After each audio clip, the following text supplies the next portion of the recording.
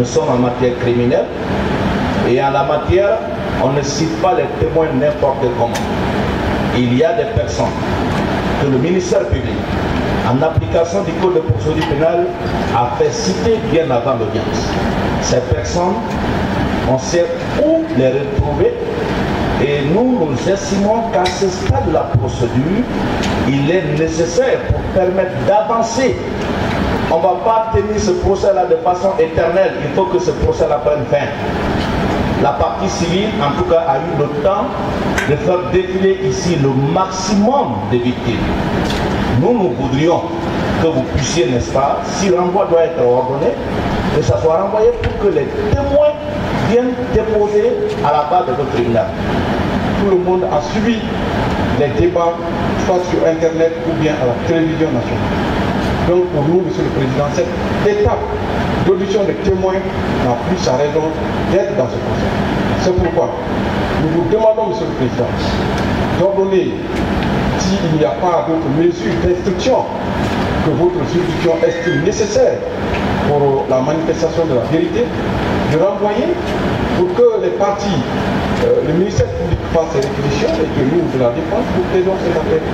C'est que je n'approuve pas, c'est le fait que de l'autre côté, qu'on ne parvienne pas à faire venir les victimes et que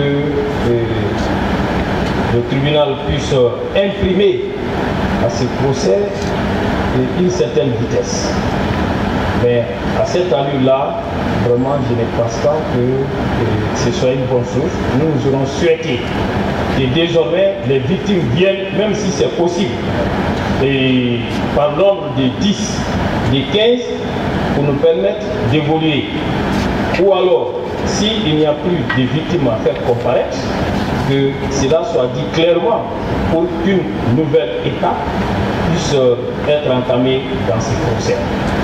Mais dire à cet instant précis qu'il n'y a pas de témoins à faire comparaître, c'est comme si on n'avait pas suivi ces procès depuis le début, parce que vous avez des citations et des listes de témoins qui ont été produites, et alors qui sont régulièrement versées au dossier.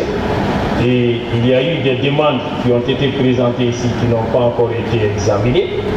Alors, dire donc à cette étape de la procédure que vous pouvez renvoyer pour les plaidoiries et réquisitions, c'est trop dire.